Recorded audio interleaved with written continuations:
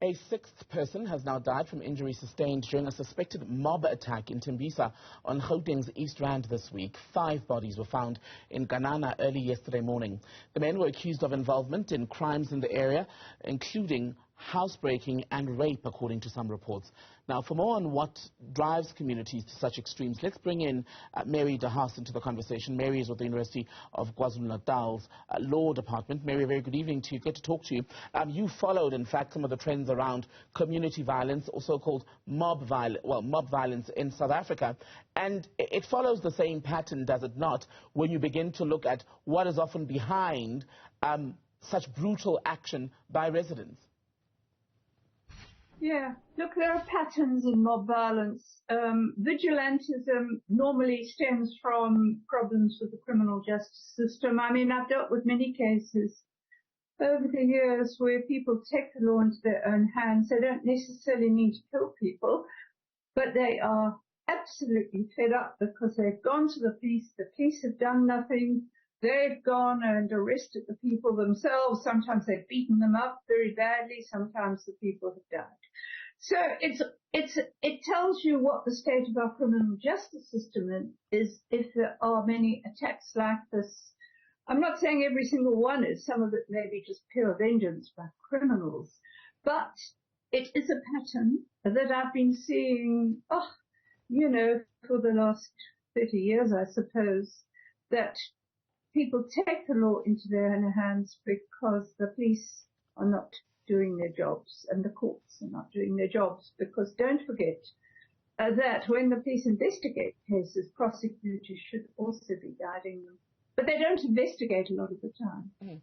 That suggests in part that until the issue of confidence, trust in police and the justice system, until that's been fully addressed, we may very well, or in fact we are very likely to see these events or these incidents across, especially communities where criminality is rife, because it doesn't just happen anywhere. It happens in places where even when you look at the crime stats, there's a clear indication that safety and security of the people is incredibly compromised. No, it is. But I mean, I think, indeed, some of these areas are the worst police because they're worst in the sense that people are poor and even less empowered than people say in middle class areas to take issues up with the police. I mean, I have stuff coming to me all the time, phones, messages, emails from people in different parts of South Africa saying, we've been to the police, they've done nothing. Some of the police are dealing with the drug lords. We know some of them are dealing with the criminals.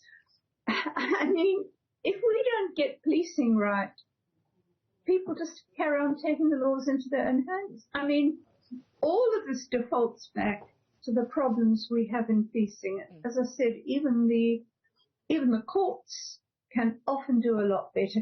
You know, what you often see is the other end of it. You know, you will see often in the newspapers, oh, the police have made 2,000 arrests or 400 arrests.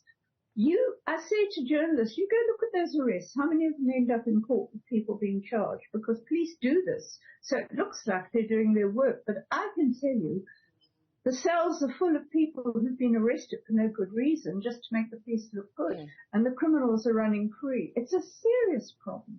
So what you're referring to there, Mary, is something that's come up in research, and even when you speak to communities, whenever reporters go out, for example, to places where a suspected criminal has been killed by residents, where they say, no sooner are people arrested. I mean, people often give you the example of saying the person is arrested Friday, Saturday, Monday or Tuesday, they're back on the street. No one ever comes back to give an update on how or why they were released and when the matter will actually go to court, if it ever does.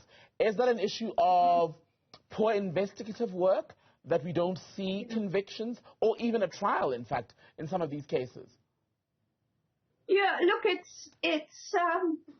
it goes back to poor policing, badly trained police, badly supervised police, including by the courts. I mean, I can give you a very clear example. I think most people know what happened in Cleveland several years ago with the dozens of people killed there. The police were complicit. They were allowing it to happen. This is all on record. Vanessa Berger and I put it on record, but what they were doing was they were maliciously arresting people that were on the opposite side of the person who was driving it.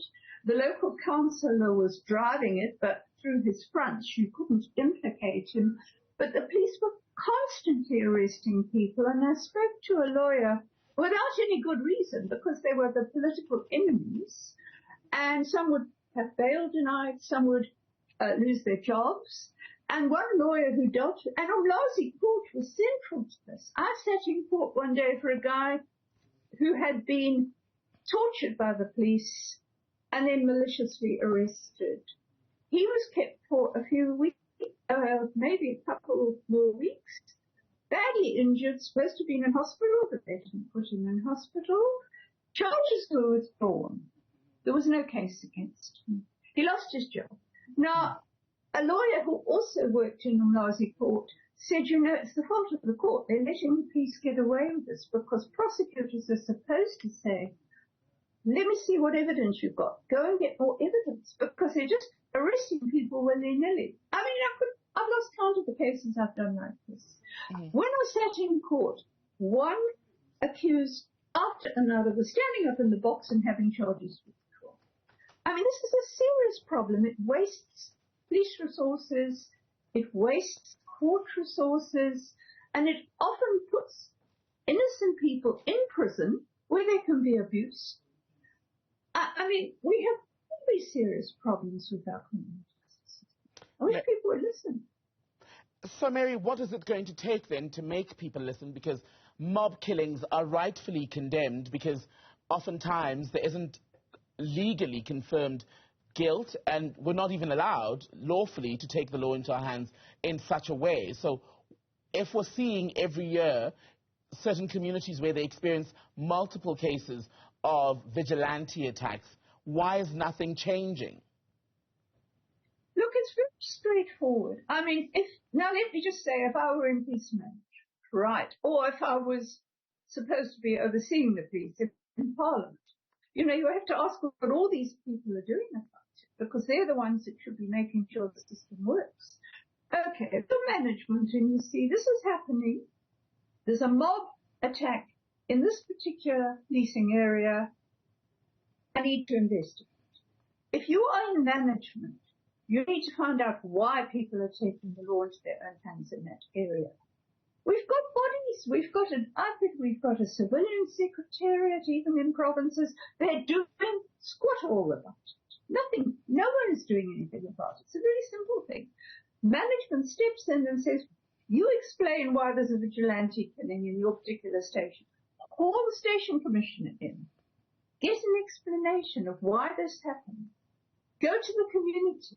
Ask the community policing forum, if there is one, because often community policing forums aren't safe themselves. But, I mean, it starts with the quality of management. And it's not difficult. Okay, this particular area has a number of vigilante attacks. Let's send people in to go and find out why the community is taking the law into their own hands. I mean, if people can get hold of me, and I don't know why, my name gets passed on, oh, you know, get hold of her, I have to say, look, I'm not sitting up in Gauteng. If you've got a problem with the police in that station, there's very little I can do about it. Because often people are scared, they don't want to stick their necks up, because they know that in that police station there are corrupt police. It all goes back to management. You've got to hold management to accountable. Mary Haas, good to speak to you. Thank you so much for your time tonight.